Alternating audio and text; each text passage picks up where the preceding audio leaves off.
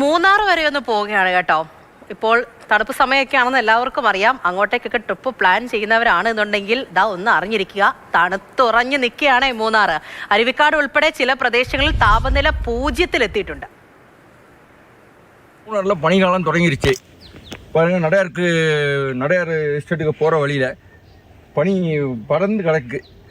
Tea தேலையை ஃபுல்லாக பனி தான், கீழே புல் எல்லாமே பனி பறந்து எல்லாமே பனி தான். இன்னும் நமக்கு இந்த 3 மாதத்துக்கு ஃபுல்லாக மூணாரில் பனிக்காலம் தான். ജെയിനസ് രാജു നമ്മളോടൊപ്പം വിവരങ്ങൾ നൽകാൻ ചേരുന്നുണ്ട്.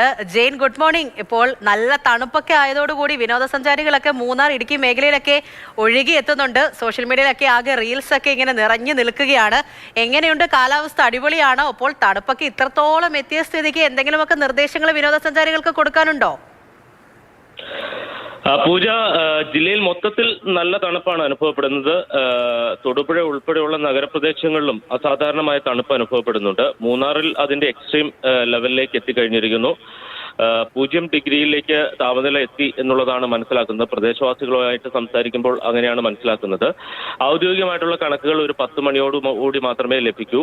ഒരുപക്ഷെ 0-ൽ താഴെ പോയി എന്ന റിപ്പോർട്ടുകളുണ്ട്. പ്രത്യേകിച്ച് തലയാർ ഉൾപ്പെടെയുള്ള മറയൂരിനോട് ചേർന്നുള്ള ഭാഗങ്ങളിൽ -2-ലേക്ക് താപനില എത്തി എന്ന് പ്രദേശവാസികൾ പറയുന്നുണ്ട്.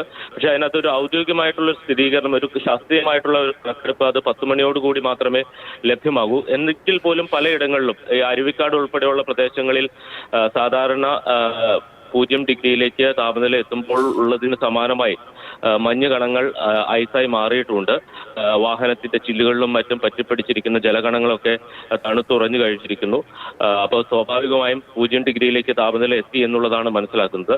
നമ്മൾ മനസ്സിലാക്കേണ്ട ഒരു പ്രധാനപ്പെട്ട കാര്യം എന്ന് പറയുന്നത്, ഈ തണുപ്പ് മൂന്നാറിൽ അതിശൈത്യം എത്തി എന്ന് പറയുമ്പോൾ അത് രാത്രി പുലർച്ചെ 12 മണി മുതൽ ഏതാണ്ട് ഒരു 7 മണി വരെയുള്ള സമയത്ത് മാത്രമേ നമുക്ക് ഈ കടുത്ത തണുപ്പ് നമുക്ക് അനുഭവപ്പെടൂ. ചില മൂന്നാർ ടൗൺ അല്ല, അതിന്റെ ചുറ്റുവട്ടത്തുള്ള ചില പ്രദേശങ്ങളുണ്ട്. ചെണ്ടുവര, സൈലന്റ് വാലി, സെവൻമല, അങ്ങനെയുള്ള കുറേ പ്രദേശങ്ങളുണ്ട്. സാധാരണ തണുപ്പ് അനുഭവപ്പെടുന്ന ഒരു ഗ്രാമപ്രദേശങ്ങൾ എന്ന് തന്നെ പറയാവുന്ന തലത്തിലുള്ള സ്ഥലങ്ങൾ. അവിടെയാണ് ഇത്തരത്തിൽ ഈ 12 മണി മുതൽ 7 മണി വരെയുള്ള സമയത്ത് ഏതെങ്കിലും ഒരു സമയത്തായിരിക്കും ഈ 0 ഡിഗ്രിയിലേക്ക് താപനില എത്തുക. ഒരുപക്ഷെ ഇത് ആസ്വദിക്കാൻ ആഗ്രഹിക്കുന്നവർ കുറഞ്ഞതൊരു 4 മണിക്കെങ്കിലും ഈ പ്രദേശങ്ങളിലേക്ക് യാത്ര ചെയ്താൽ മാത്രമേ അത് ആസ്വദിക്കാൻ കഴിയൂ.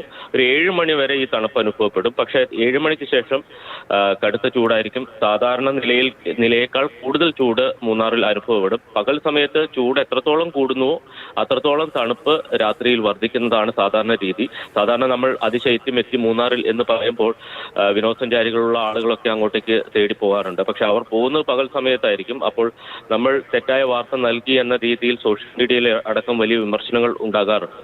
അതുകൊണ്ടാണ് ഇക്കാര്യത്തിലൊരു മുന്നറിയിപ്പ് നൽകുന്നത്.